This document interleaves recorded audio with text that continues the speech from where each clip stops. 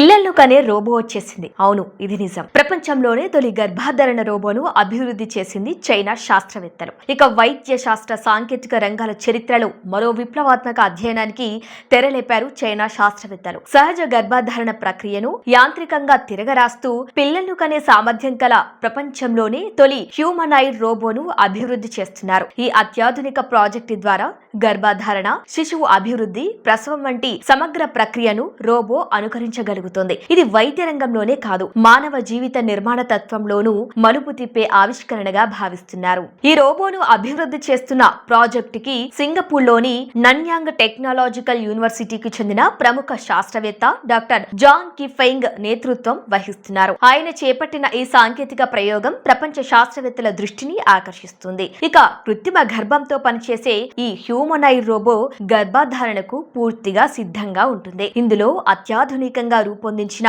కృత్రిమ గర్భం అంటే ఆర్టిఫిషియల్ ఊమ్ ఉంటుంది. ఇది రోబో నాభి భాగంలో అమర్చబడుతుంది. ఇందులో అమ్నియోటిక్ ద్రవంను నింపి మానవ గర్భంలో ఉండే పరిస్థితులను తచ్చాడించేందుకు అవసరమైన వాతావరణాన్ని కల్పిస్తారు. ఇక ఈ ద్రవం ద్వారా పిండం అవసరమైన తేమ, ఉష్ణోగ్రత, రక్షణకు కలిగి ఉంటుంది. అంతేకాకుండా శిశువుకు అవసరమైన పోషకాలు, ఆక్సిజన్, హార్మోన్లు తదితరాలను సరఫరా చేసేందుకు ప్లాజెంటా వలె పనిచేసే ట్యూబులు అమర్చబడతాయి. ఇది మానవ శరీరంలోని జరాయువులాగా ఫంక్షన్ చేస్తాయి. ఈ ట్యూబ్ల ద్వారా శిశువు నిరంతర పోషణ పొందుతూ అభివృద్ధి చెందుతుంది. ఇక గర్భస్థ శిశువు అభివృద్ధిపై పర్యవేక్షణ ఈ రోబోలో ఏఐ అంటే ఆర్టిఫిషియల్ ఇంటెలిజెన్స్ ద్వారా సెన్సార్లు, కెమెరాలు, జీవ సాంకేతిక వ్యవస్థలు కలిపి ఒక సమగ్ర వ్యవస్థనే రూపొందించారు. ఇవి గర్భంలోని పిండం అభివృద్ధిపై నిత్యం నిఘా పెట్టడమే కాకుండా ఆరోగ్య పరిస్థితులు, శరీర స్పందనలు, జీవక్రియల విశ్లేషణను కూడా చేస్తాయి. ఇక అవసరమైతే ఆటోమేటిక్ గా అవసరమైన మార్పులు చేసి శిశువు ఆరోగ్యాన్ని భద్రంగా ఉంచేలా ఈ వ్యవస్థ పనిచేస్తుంది. పిండం అభివృద్ధిలో ఏవైనా లోపాలు తలెత్తిన వెంటనే వాటిని గుర్తించి ముందస్తు చర్యలు తీసుకునే విధంగా ఇది ప్రోగ్రామ్ చేయబడుతుంది. ఇది మానవ గర్భంతో సమానమైన నియంత్రణను కలిగించటంలో ప్రత్యేకతను చూపుతోంది.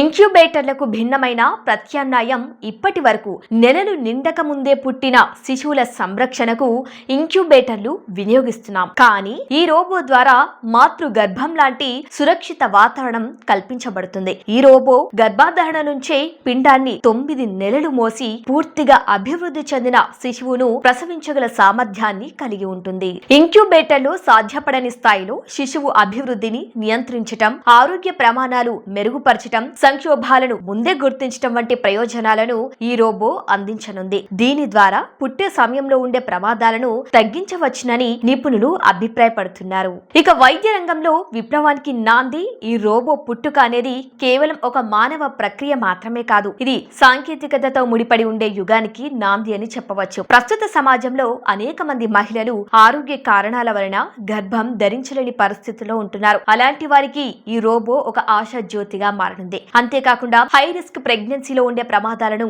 పూర్తిగా నివారించగల సాధనం ఇదే కావచ్చు.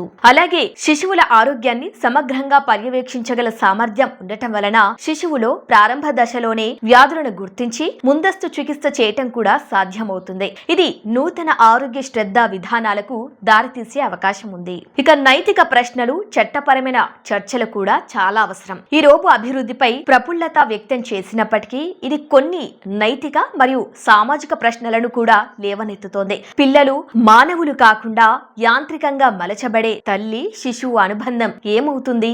జనన స్వేచ్ఛ, మాతృత్వ భావనలపై దీనివల్ల ఎలాంటి ప్రభావాలు ఉంటాయి? ఈ అంశాలపై శాస్త్రవేత్తలు, న్యాయవాదులు, నైతికవేత్తలు సమగ్రంగా చర్చించి తగిన నియంత్రణలు, విధానాలు రూపొందించాల్సిన అవసరం ఎంతైనా ఉంది. ఈ టెక్నాలజీ యొక్క వాస్తవ ప్రభావాన్ని సమాజం అర్థం చేసుకోవాలంటే కాలం పట్టవచ్చు. ప్రస్తుతం ఈ ప్రెగ్నెన్సీ హ్యూమనాయిడ్ రోబో అభివృద్ధి చివరి దశలో ఉంది. అన్ని ప్రయోగాలు, పరీక్షణలు పూర్తయిన తర్వాత 2026 చివరిలో దీన్ని పూర్తి నమూనా రూపంలో ప్రవేశపెట్టనున్నట్లుగా శాస్త్రవేత్తలు ప్రకటించారు. ప్రాథమికంగా ప్రయోగాత్మకంగా ఉపయోగించిన తర్వాత ప్రపంచవ్యాప్తంగా వైద్య రంగానికి అందుబాటులోకి తేవాలని ప్రణాళిక రచిస్తున్నారు. చివరగా ఒక మాట, మనుగడ అంటే కేవలం శ్వాస కాదు, అది జీవితం, సంబంధాలు, భావనలు, విలువల సమాహారం. ఇప్పుడు ఈ జీవన చక్రంలో సాంకేతికత మానవుని స్థానంలోకి ప్రవేశించడానికి సిద్ధమవుతోంది. పుట్టుక అనే ప్రక్రియను మానవుడే ఆవిష్కరించిన ఒక యంత్రంతో సాధ్యమవటం ఆశ్చర్యకరమైన విషయమే కాదు, అది